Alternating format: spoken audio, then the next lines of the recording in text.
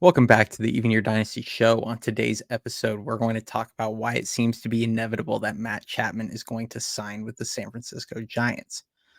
On this, we are going to kind of just look at the tea leaves, and I'm going to go over why it just seems to be that all signs are pointing towards him eventually signing with the Giants. And I understand the skepticism. Giants aren't exactly known for getting deals done and closing these kinds of things. But when you kind of just look at all of the signs, it seems like they are currently kind of in a standoff with Scott Boris.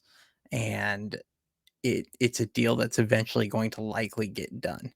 Now, for those of you that have listened to my past shows, you've probably noticed that I am not the world's biggest proponent for signing Matt Chapman.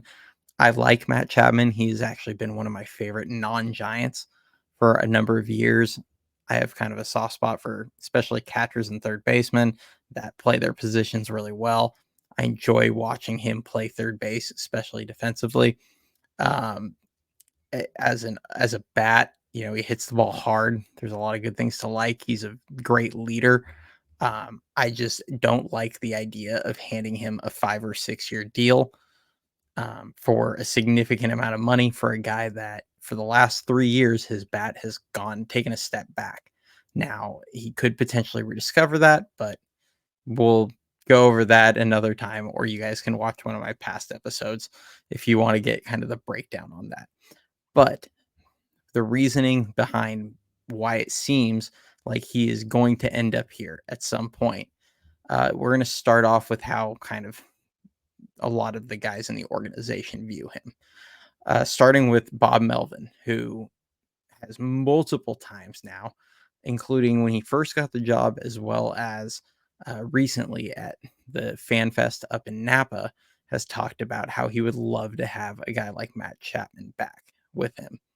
Matt Williams, who's now the third base coach, has also talked about how Matt Chapman is like one of his favorite players he's ever coached and ever watched play third base.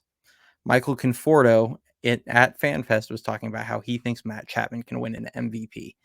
Now, I think he's I think that's a bit of a stretch, but clearly they are recruiting this guy and they are talking him up. But now you take a look around the league, and it seems kind of one by one, his market is just kind of falling off. Toronto has already kind of moved on. They went ahead and signed Justin Turner. They've signed a few other people. It seems like they filled all their holes, and they've kind of come out and said that their heavy lifting of their offseason is done. Chicago seems to be comfortable with Madrigal at third base and has kind of a price, and it seems like a year's limit. For a lot of what I've heard, they don't want to go beyond maybe 3 years in Chicago for Matt Chapman. So unless he's willing to take a short-term deal, they may be out. The other teams that you're hearing about, the Yankees, they've already committed over $300 million, I believe, to their payroll for 2024. And really on their team, they don't need more right-handed bats that strike out a ton. So I don't see the fit as much there, although I think he could be highly successful playing in Yankee Stadium. Seattle's another team that would make a lot of sense, but Seattle is also a team that is not exactly known to fork out the big money. Kind of like San Francisco, but even between if you look at the Giants and you look at Seattle, I mean, it's a whole step down for Seattle as far as payroll goes. The Giants typically their payroll is anywhere from like 30 to $50 million more than the Mariners. So I don't think they're going to be willing to give out this money. So you look around the league and it's really a matter of where is he going to get this contract that, this big money contract that he might be looking for. And I think of the teams, the Giants are going to be the team that is probably the most willing to go the furthest as far as years and money. Um, Now, I do think there's a bit of a game of chicken going on with them and Boris. And one thing, just looking at the tea leaves, the Giants in the past have been kind of used by Scott Boris oftentimes. And it kind of feels like right now that Chapman wants to be in San Francisco. He wants to go play for Bob Melvin. He wants to be back in the Bay Area. He is a California guy. None of the other teams on the West Coast seem to be really making a push for him. The Dodgers don't have a place for him. The A's are not going to pay him. The Padres already have Machado.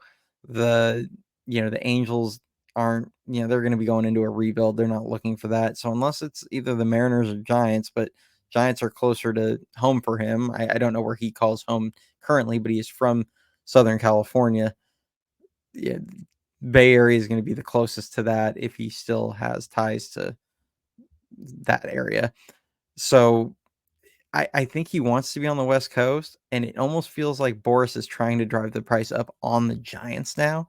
And I think Farhan is, and justifiably so in this case.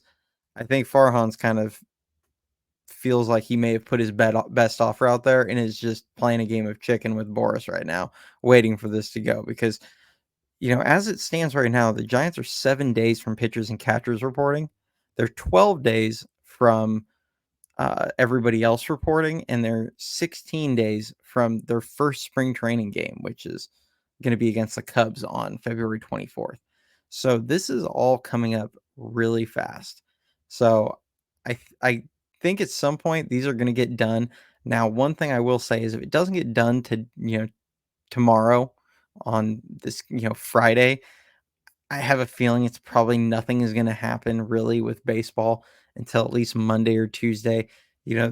Major League Baseball likes to, it prefers, we'll say, to have its big news items happen when there's not a ton of competition. And with the Super Bowl this weekend, it's likely that they're going to hold off on any kind of major announcements if it doesn't happen by tomorrow. So, this is something that could happen next week, but I would think that we're going to have at least a handful of contracts getting done next week, as players are trying to find their way or find what teams are going to be playing for, especially the Boris guys. Now, there's some talk that Snell and Bellinger could drag out pretty far into spring training, but I kind of feel like Chapman and Montgomery are going to be two guys that want to get their deals done and get get that figured out. I just kind of have that impression that's not those kinds of guys. So, but we will see. I'm not them. I couldn't tell you for sure, but that just seems to be the case though. And give me your guys' thoughts. As always, if you guys like this material, subscribe to the channel. I appreciate it. But other than that, hopefully we do have some Giants news. On the other front, though, for the 49ers, I want to start off. Congratulations to Patrick Willis getting inducted to the Hall of Fame. It's 2 years too late, but I don't care. At least he got in. They finally did the right thing. Best linebacker of that generation, most dominant linebacker of that generation. He doesn't have the longevity of other guys, but guy was guy was awesome to watch. And hopefully the Niners can go ahead and take home the Super Bowl this weekend. I may record tomorrow. We'll see. Depends on if anything really happens. Otherwise, I will probably catch everybody else on Monday. Have a good one.